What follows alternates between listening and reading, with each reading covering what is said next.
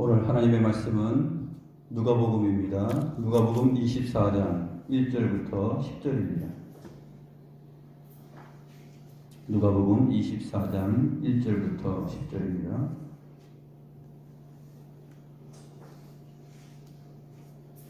제가 하나님의 말씀을 받들어 읽겠습니다.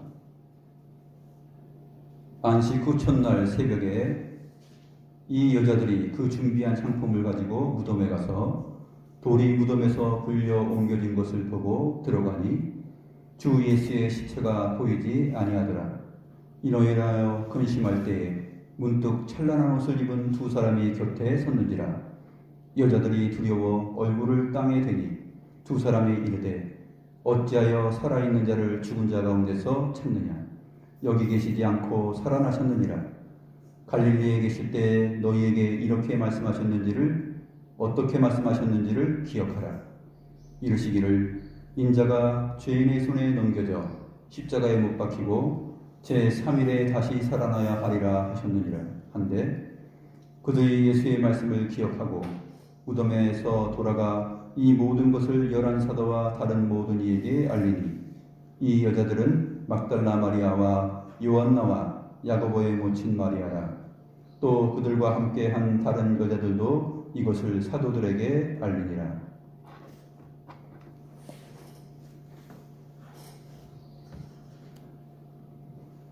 오늘은 장사한 지 사흘 만에 죽은 자 가운데서 다시 살아나셨으며 라는 이 부분에 대해서 함께 살펴보도록 하겠습니다.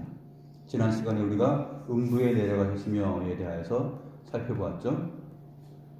그래서 거기서 음부가 어떤 장소인지 확실하게 알았습니다. 음부가 뭐죠? 일단 두 가지 용어를 알았는데 히브리어와 헬라어. 히브리어로는 스올, 헬라어로는 하데스. 그렇죠? 그러니까 이 하데스, 헬라어 하데스가 영어로도 그 헤이디스 그거예요. 같은 뜻입니다. 죽은 자가 그 거하는 곳. 그래서 우리말로 이제 음부인데 죽은 자의 영혼이 가는 곳이에요. 근데 이것은 부정적인 의미가 있습니다. 부자와 거지 나사로 이야기를 통해서 부자가 음부에 내려갔다라는 것을 말씀하고 하나님의 백성들은 죽으면 곧바로 어떻게 되느냐? 음부로 내려갑니까? 하나님의 백성들의 영혼은 바로 하나님 앞으로 갑니다. 하나님께서 마련하신 낙원에 이르게 됩니다. 거기에는 아브라함도 있고 또 아벨도 있고 노아도 있고 모세도 있고 선지자들도 있고 사도들도 있고 주 예수 그리스도의 복음을 믿고 그 복음 안에서 살아간 모든 믿는 자들이 다 거기에 함께 있습니다. 그래서 나사로가 죽은 다음에 천사들에게 받들려져서 아브라함의 품에 갔다 하는 이 사실은 그냥 우리에게 용기를 주고 또 믿지 않는 자들에게 그냥 단순히 겁을 주는 이야기가 아니라 진짜 팩트라는 것이에요. 정말 사실이에요. 지난주에도 제가 말씀드렸죠. 온 세상 우주 만물을 창조하시고 모든 것을 결정하시고 경영하시는 하나님이신 그리스도께서 말씀하신 거예요. 이 내용이 사실이라는 것이죠. 그 부분을 다시 한번 우리가 점검하고 오늘 내용을 살펴보도록 하겠습니다. 스월, 하데스, 음부에 내려가셨다 하는 이 부분은 그리스도께서 음부에 내려가셔서 거기에 머물러서 안주하셨다라는 것을 강조하는 말이 아니에요. 이 부분은 음부에 내려가셨다라는 말을 표현하는 것은 우리의 죽을 몸과 영혼에 대하여서 하나님께서 우리를 그렇게 내어버려 두지 아니하시고 우리를 하나님의 영광에 이르도록 하나님의 영원한 생명에 이르도록 그 구원의 일을 행하셨다라는 말을 강조하는 표현이에요. 십자가에 못 박혀 죽으시고 음부에 내려가셨으며 라는 부분이 바로 그것입니다. 그래서 시편 16편 10절 말씀을 사도 베드로가 사도행전 2장에서 인용하면서 사도행전 2장 27절과 30절에서 이렇게 말씀했습니다. 그의 영혼이 음부에 버림이 되지 않고 육신이 썩음을 당하지 않고 부활하셨다. 그의 영혼이 음부에 버려둠을 당하지 않은 것이에요. 그리고 그의 육신도 물론 죽은 후에 무덤에 있었지만 썩음을 당하지 않고 부활하셨다는 것이죠.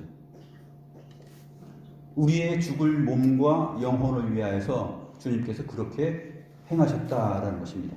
그 은혜를 믿고 고백하는 내용이 바로 사도신경의 내용입니다. 그래서 주님께서는 자기의 영혼을 아버지께 부탁드렸죠. 십자가에 돌아가시면서 어떻게 말했습니까? 아버지여, 내 영혼을 아버지께 부탁합니다 라고 말을 했죠. 예수님께서 십자가에 못 박혀 죽을 때 양옆에 그 행악자들, 강도들이 있었습니다. 두 사람이 함께 못 박혀 죽었는데 그때 두 사람이 처음에는 예수님을 막 비난했죠. 너와 우리를 구원하라 하면서 막 비난했습니다. 그러다가 하나님께서 그 중에 한 사람에게 은혜를 주시니까 그 한 사람이 주님을 그리스도로 고백하고 자기 자신을 주님께 맡기는 고백을 하는 내용이 있습니다.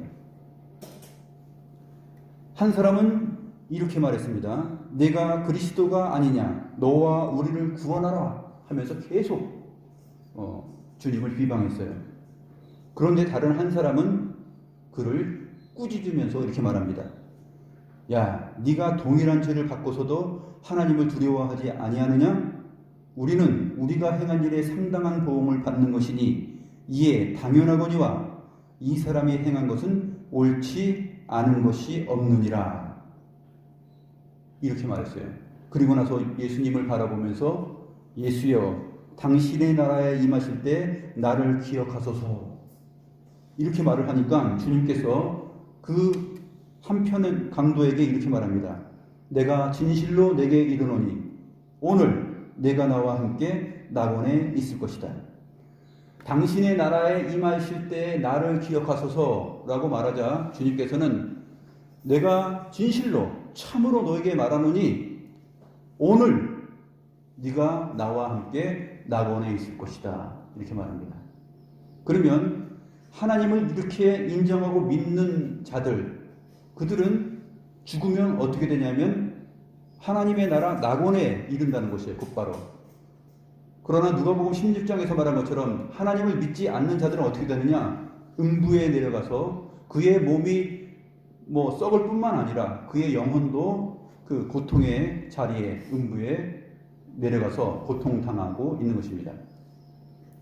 그래서 사람이 죽으면 끝이지 하면서 안일하게 살아갈 일이 아니라는 것이죠.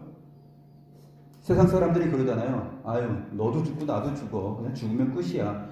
죽으면 끝이 아닙니다. 죽는 순간 그 사람의 영혼은 음부에 내려가든지 아니면 하나님의 나라에 들어가든지 그럽니다. 둘 중에 하나예요.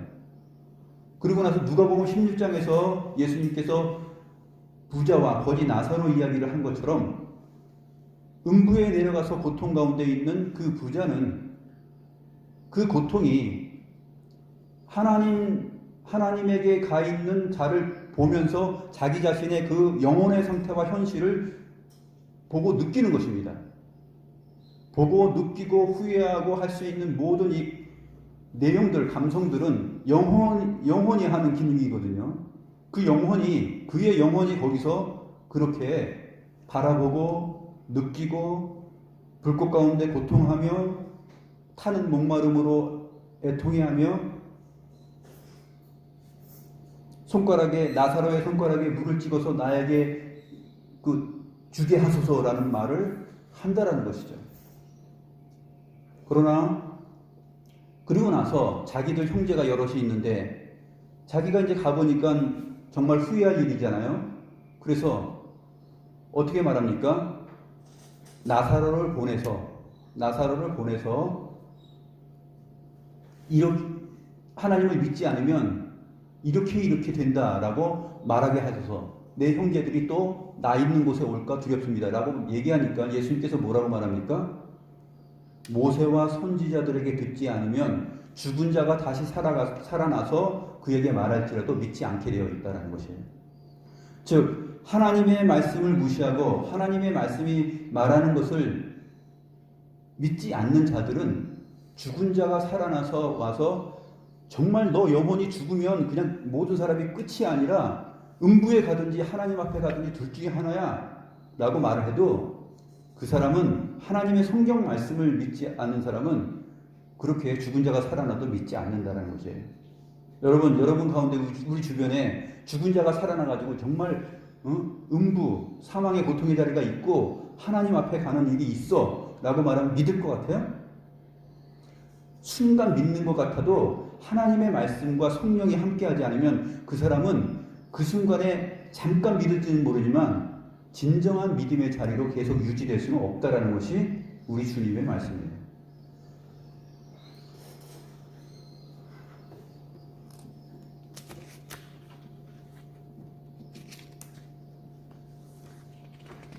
그래서 그 영원한 구원을 위하여서 우리 주님께서 죽으시고 부활하신 것입니다. 주님께서는 죄와 사망의 권세, 즉 음부의 권세를 이기고 부활하신 것인데 예수님께서 제자들에게 이렇게 물으셨죠. 사람들이 인자를 누구라 하느냐? 그러니까 세례 요한이요, 엘리야요, 예레미야요, 선지자 중에 하나라고 하더이다. 이렇게 얘기하니까 예수님이 제자들에게 그러면 너희는 나를 누구라 하느냐? 이렇게 말씀하셨어요. 시몬 베드로가 대답하죠. 유명한 말씀. 주는 그리스도시요 살아계신 하나님의 아들이십니다. 이렇게 말하니까 예수님께서 바요나 시몬아, 바요나는 이제 아람어예요. 그 바르요나인데 이것은 요나의 아들 시몬아 그런 뜻이에요. 요나는 우리 요나서 있죠. 구약의 요나서 있는데 그 헬라어 신약에 와서는 요한이라는 이름이에요. 그래서 요한의 아들 시몬아 이렇게 말하는 것처럼 여기서 바르요나 시몬아 이렇게 시몬 바르요나 이렇게 얘기했을 때는 요나의 아들 시몬아 요한의 아들 시몬아 이렇게 말하는 것입니다. 내가 복이 있다 이것을 알게 한 것은 혈육이 아니요 하늘에 계신 내 아버지께서 알게 하신 것이다 이렇게 말씀하셔요. 그것을 주님을 정말 인정하고 고백하는 일은 하늘에 계신 그 아버지 하나님이 아니고서는 될 수 없는 일입니다. 주는 그리스도시요 살아계신 하나님의 아들이십니다. 라는 것. 이것이 사도신경 우리 맨 앞에서 배운 것 아닙니까? 주는 그리스도시요 살아계신 하나님의 아들이다라는 것. 그러니까 주님께서 이렇게 말씀하셨어. 또 내가 내게 이르노니 너는 베드로라. 내가 이 반석 위에 내 교회를 세우리니 음부의 권세가 이기지 못하리라. 언어 유희를 하는 것입니다. 너 이름이 뭐지? 너 베드로잖아. 페트로스잖아. 그렇게 얘기한 거예요. 그러니까 반석, 바위라는 뜻이죠. 그런 뜻이에요. 그런데 내가 이 반석 위에 했을 때는 페트로스가 아니에요. 페트로스는 남성 명사, 그 남자의 이름이고 내가 이 반석 위에 했을 때 이 반석은 뭐냐면 페트라예요. 페트라, 반석. 그 안반으로 이루어진 큰 산이에요. 시편에서 주는 나의 산성이요, 그 바위시요 하는 이 고백할 때 그 산성, 바위 산성을 말해요. 페트라. 내가 이 반석 위에 내 교회를 세운다 했을 때도 교회는 무엇입니까? 잘 알고 있죠. 우리가 헬라어로 에클레시아입니다. 그러니까 페트로스는 베드로의 이름이에요. 남성명사. 이 반석 위에 교회를 세운다 했을 때는 베드로 위에 교회를 세우는 게 아니에요. 로마 가톨릭은 어떻게 얘기합니까? 바로 이 말씀 때문에 베드로 위에 그 교회를 세운다고 생각해서 베드로를 아주 우상시하죠. 최고로 여깁니다. 그러니까 성경 해석이 잘못된 것이에요. 너는 베드로라 라고 말한 다음에 그리고 내가 이 반석 위에 내 교회를 세운다 했을 때 페트라와 에클레시아가 여성명사가 여성명사를 받는 거예요. 그러니까 이 반석은 무엇이냐? 구약 성경 내내 시편에서 말했던 그 여호와는 나의 산성이시여 반석이시여 했을 때 여호와예요. 그럼 그 여호와가 누구냐? 베드로가 고백한 내용이에요. 주는 그리스도시요 살아계신 하나님의 아들이십니다라는 이 여호와 하나님 되심을 고백한 거잖아요. 그 고백, 바로 그 주님 위에 주님의 교회, 네 교회가 아니라 베드로의 교회가 아니라 내 교회, 주님 자신의 교회를 이 반석 위에 세우겠다라고 말씀하신 거예요. 그리고 나서 중요한 말, 내 교회를 세우리니 무슨 권세가 이기지 못한다고요? 음부의 권세가 이기지 못하리라. 이 하데스, 스올, 이 사망의 권세가 이기지 못할 것이다. 이렇게 말합니다.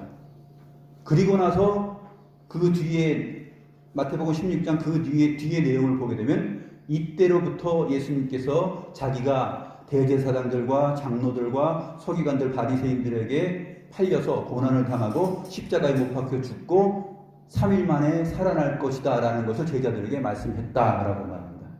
그러니까 십자가에 달려 죽으시고 음부에 내려가셨으며 그 다음에 3일 만에 부활할 것에 대하여서 주님이 바로 음부의 권세가 이기지 못할 것이다 라는 말씀을 하신 것이에요. 주님의 교회의 운명이에요. 주님의 교회의 운명이 누구에게 달려있냐면 주님 자신의 죽으심과 부활에 달려있는 것입니다. 마태복음 16장을 보면 그렇게 진행이 되는 것이죠. 과연 주님께서 죽으시고 부활하심으로 그 몸이 썩음을 당하지 않고 그 영혼이 음부에 버려둠을 당하지 않고 부활하셨습니다. 그러므로 인해서 이 사막의 권세, 죽음의 권세, 음부의 권세가 교회를 이기지 못하도록 하셨습니다. 그렇게 될 것이다 라고 했는데 주님께서 그렇게 하신 것이에요.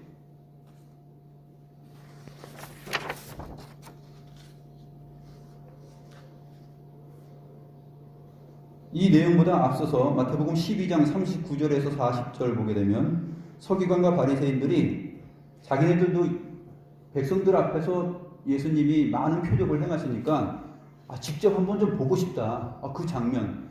사람들이 저렇게 요란을 떨고 예수님을 따라다니는데 우리도 한번 뭔가 표적을 보고 싶다 해가지고 바리새인과 서기관들이 뭐라고 말합니까? 선생님이여 우리에게 표적 보여주기를 원하나이다 라고 말하니까 예수님께서 이렇게 말씀하십니다. 악하고 음란한 세대가 표적을 구하나 요나의 표적밖에 보일 표적이 없느니라.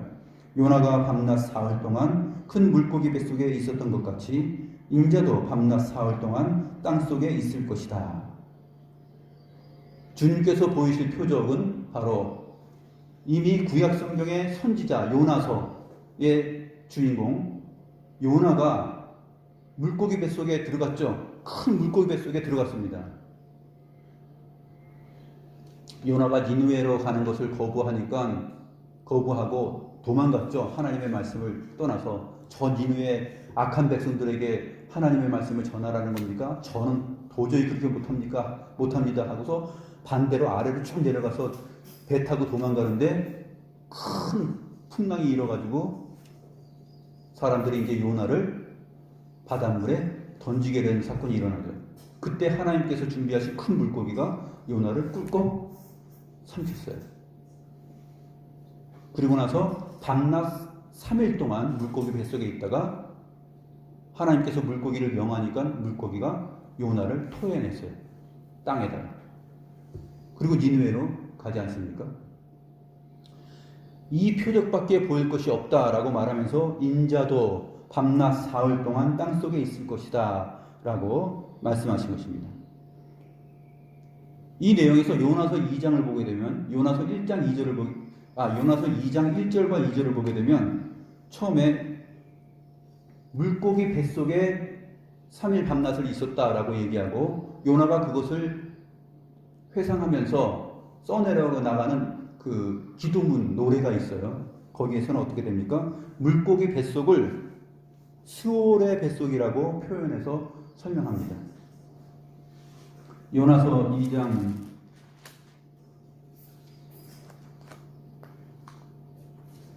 1절 2절을 보게 되면 이렇게 되어 있습니다.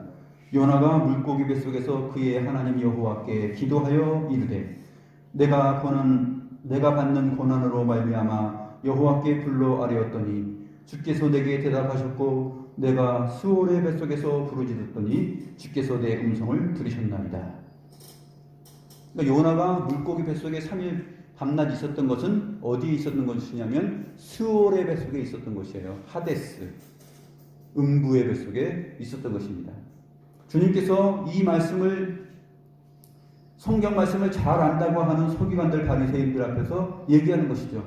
너희들 성경 말씀 잘 알지? 요나가 물고기 뱃속에 있었던 것처럼 인자도 3일 밤낮을 땅속에 있을 것이다 라는 말을 하고 그 후에 내가 살아날 것이다 라는 얘기를 하는 것이에요. 그 표적밖에는 너희에게 보일 것이 없다 라고 말씀하십니다. 오늘 사도신경의 내용, 장사한 지 사흘 만에 라는 내용이 바로 이렇게 성경대로 주님께서 행하시고 우리의 구원을 이루신 것이에요. 그것을 신앙으로 고백하는 것입니다.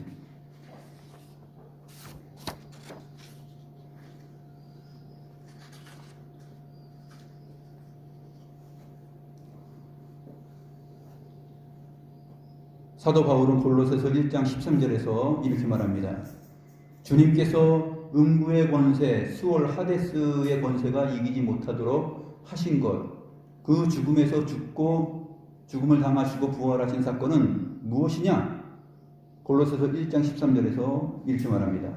그가 우리를 흑암의 권세에서 건져내사 그의 사랑의 아들의 나라로 옮기신 것이다.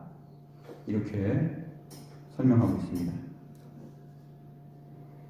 이제 사도 바울이 고린도전서 15장에서 어떻게 이 십자가의 사건과 또 죽음과 부활 그리고 우리들의 믿음, 이 크레도, 우리가 믿는 바에 대해서 어떻게 설명하는지 살펴보겠습니다. 고린도전서 15장입니다. 15장 한번 같이 펴서 보면서 내용을 보겠습니다. 고린도전서 15장 먼저 1절부터 8절 보겠습니다. 신약성경 283페이지.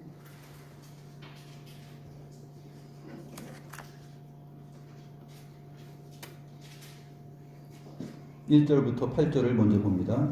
형제들아, 내가 너희에게 전한 복음을 너희에게 알게 하노니 이는 너희가 받은 것이요 또 그 가운데 선 것이라. 너희가 만일 내가 전한 그 말을 굳게 지키고 헛되이 믿지 아니하였으면 그로 말미암아 구원을 받으리라. 내가 받은 것을 먼저 너희에게 전하였노니 이는 성경대로 그리스도께서 우리 죄를 위하여 죽으시고 장사 지낸 바 되셨다가 성경대로 사흘 만에 다시 살아나사 게바에게 보이시고 후에 12 제자에게와 그 후에 500의 형제에게 일시에 보이셨나니 그 중에 지금까지 대다수는 살아있고 어떤 사람은 잠들었으며 그 후에 야고보에게 보이셨으며 그 후에 모든 사도에게와 맨 나중에 만삭되지 못하여 난 자 같은 내게도 보이셨느니라.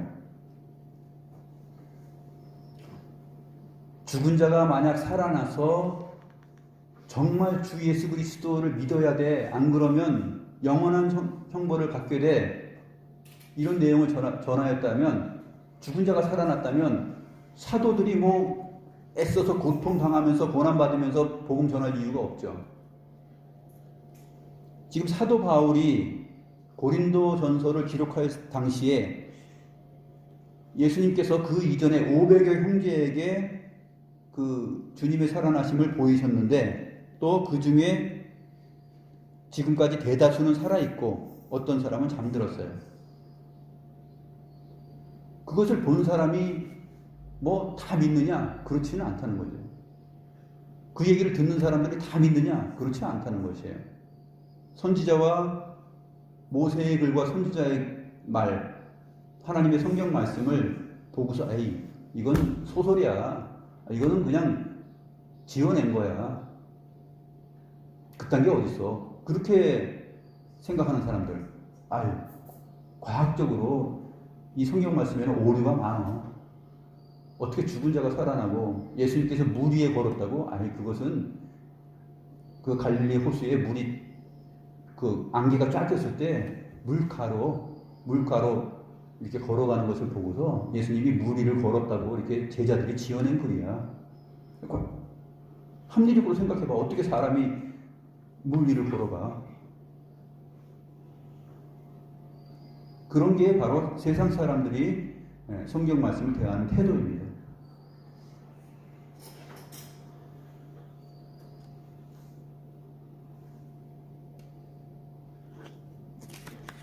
주님께서는 성경대로 그리스도께서 우리의 죄를 위하여 죽으시고 장사 지낸 바 되셨다가 성경대로 사흘 만에 다시 살아나셨다라고 분명하게 말씀하고 있습니다. 또 그 뒤에 16절부터 22절까지 한번 보겠습니다. 고린도전서 15장 16절부터 22절 같이 한번 읽어볼까요? 만일 죽은 자가 다시 살아나는 일이 없으면 그리스도도 다시 살아나신 일이 없었을 터이요.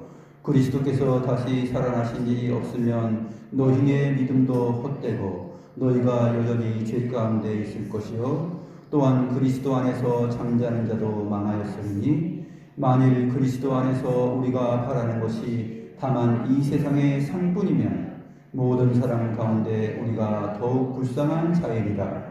그러나 이제 그리스도께서 죽은 자 가운데서 다시 살아나사 잠자는 자들의 첫 열매가 되셨도다. 사망이 한 사람으로 말미암았으니 죽은 자의 부활도 한 사람으로 말미암는도다. 아담 안에서 모든 사람이 죽은 것 같이 그리스도 안에서 모든 사람이 삶을 얻으리라.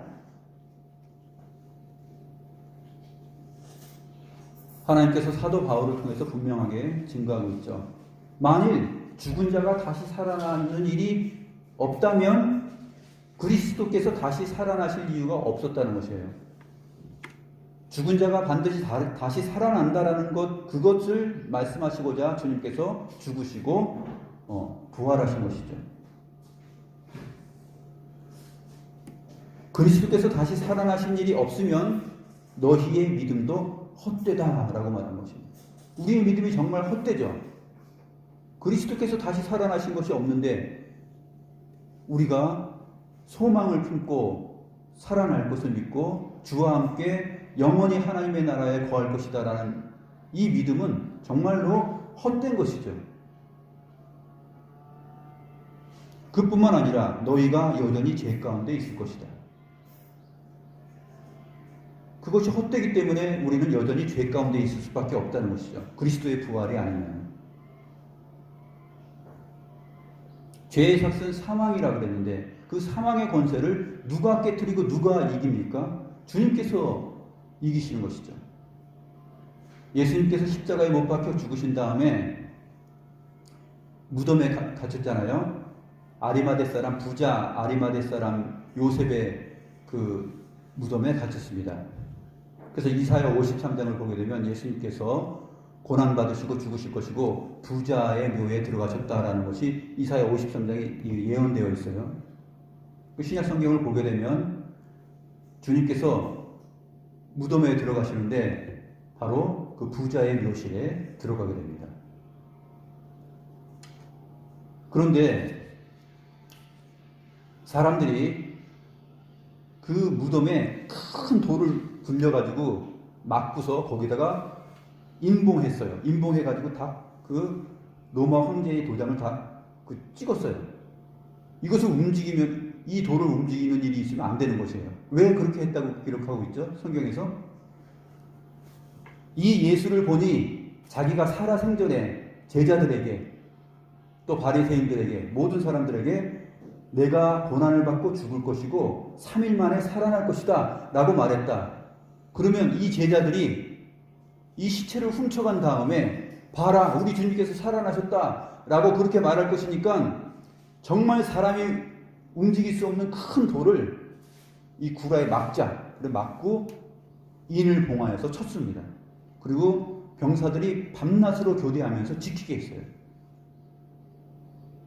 근데 하나님께서 그 무덤 문을 막았던 돌을 옮기셨죠.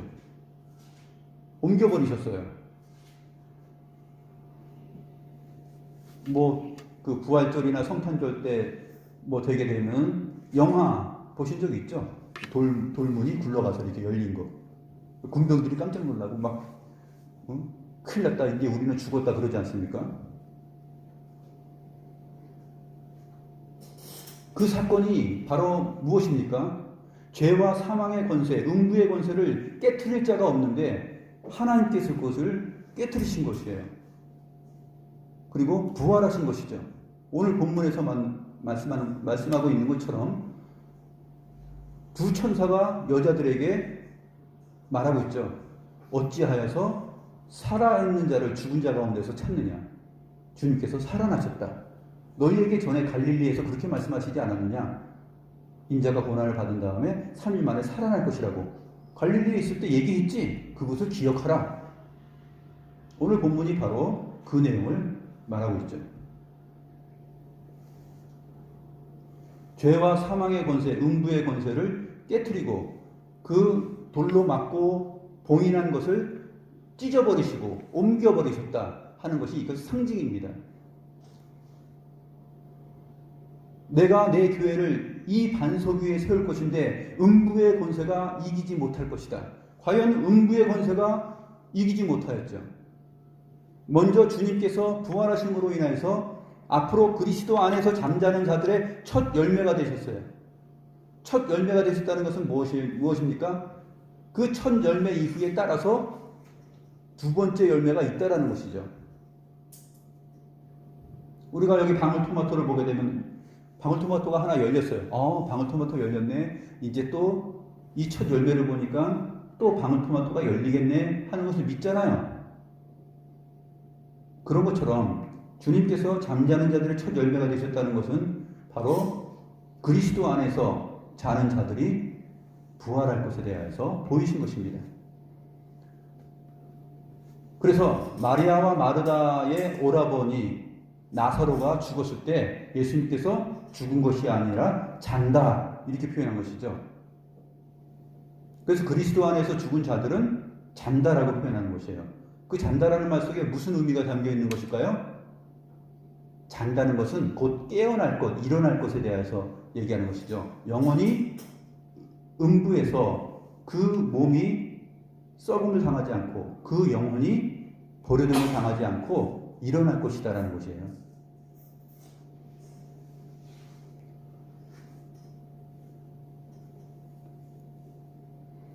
그래서 사도 바울의 말을 보게 되면 만약에 그리스도께서 다시 살아나신 일이 없으면 우리의 믿음이 다 헛되다는 것이에요.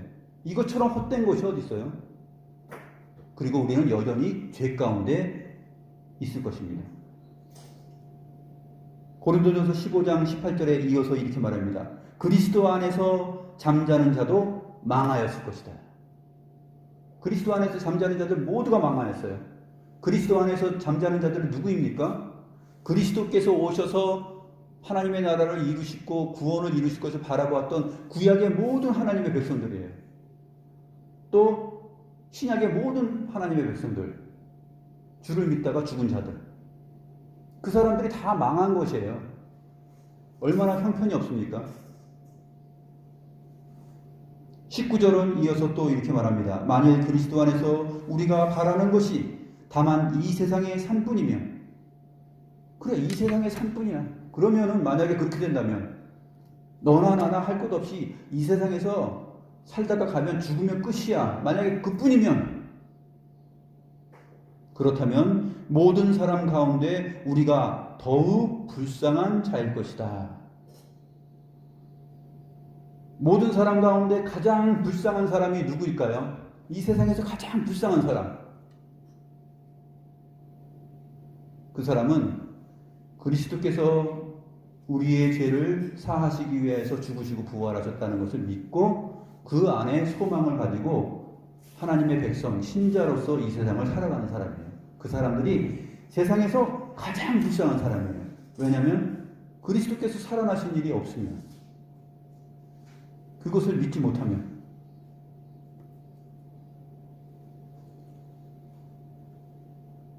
우리가 그것을 바라보는데, 그것을 믿고 그것을 바라보면서 이 세상을 지금 살아가는 것인데, 만약에 그것이 없는 삶뿐이라면 우리는 세상에서 가장 불쌍한 자다. 어떻습니까? 불쌍한 자 어때요? 아, 나 참 불쌍하다 이렇게 생각이 듭니까?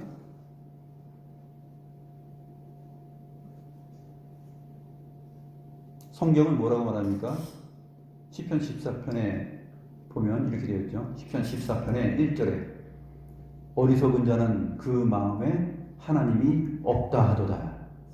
가장 어리석고 불쌍한 사람이 누구냐면 그의 마음에 말을 합니다. 뭐라고 말을 하냐면 하나님은 없어. 그게 가장 어리석은 사람이에요. 가장 불쌍한 사람이에요.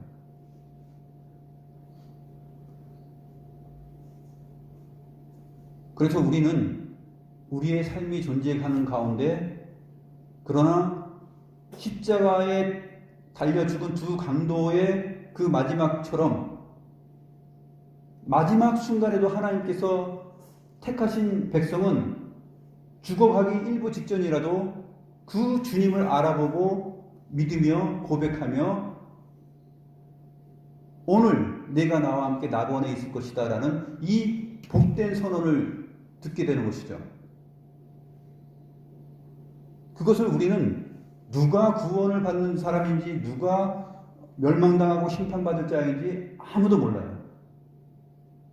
아무도 판정을 내릴 수 없지만 우리는 그 사실을 믿으면서 먼저 믿는 우리 또 아직 믿지 않는 자들에 대하여서 어떠한 태도를 가져야 하냐면 아직 믿지 않는 모든 자들이 그들 가운데 하나님의 백성이 있을 것이다 라고 바라보면서 그들을 대해야 됩니다. 아직은 믿지 않지만 그것을 우리의 착한 행실과 우리가 하나님의 백성으로서의 모범적인 삶을 통하여서 그렇게 보이면서 또 우리가 증거하면서 살아갈 때 하나님의 백성들은 참 다르구나 하는 것을 느끼게 해야 되는 것이에요. 세상이 교회를 향하여서 아유 기독교가 아니라 개독교야 이렇게 말하게 만들어서는 안 된다는 것이죠.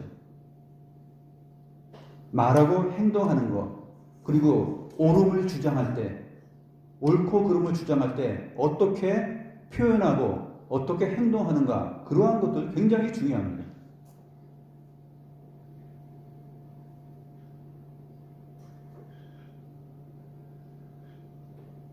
하나님을 믿는다고 하면서 함부로 말하고 또 상식 이하의 삶을 살고 상식 이하의 그 표현과 행동을 하고 이렇게 살아가면은 세상 사람들이 볼 때 너무나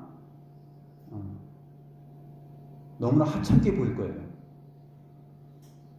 고상하고 고귀한 수준 높은 것을 보여줘야 되는데 아주 저급한 것을 보여주니까 그것이 기독교의 실체인 것처럼 세상 사람들이 얕보는 것입니다. 부활의 소망을 믿고 살아계신 주님을 믿는 그 믿음, 이 성경 가운데 기록된 하나님의 율법과 모든 진리의 내용을 우리가 간직하고 살아간다면 정말로 소망이 있는 자처럼 진정한 소망이 우리에게 있다라는 것을 보여줄 필요가 있는 것이죠.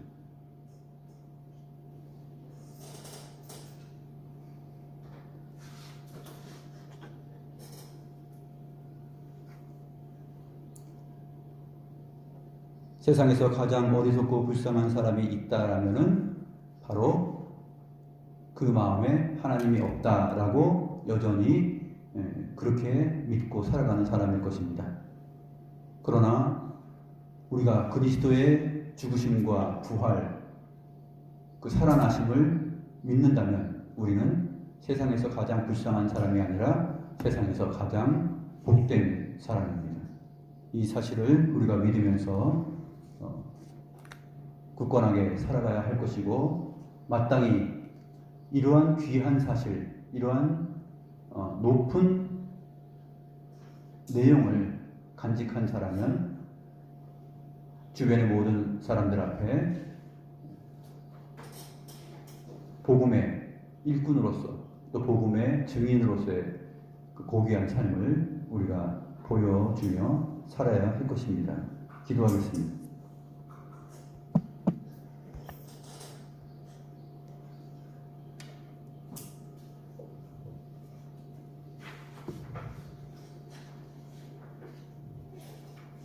우리의 죄를 위하여서 영혼의 깊은 자리 음부 수월 하데스까지 내려가는 고통을 당하시며 죽으시고 무덤에 사흘 밤낮을 장사 지내었다가 살아나신 주님의 그 부활의 내용을 저희들이 살펴보았습니다.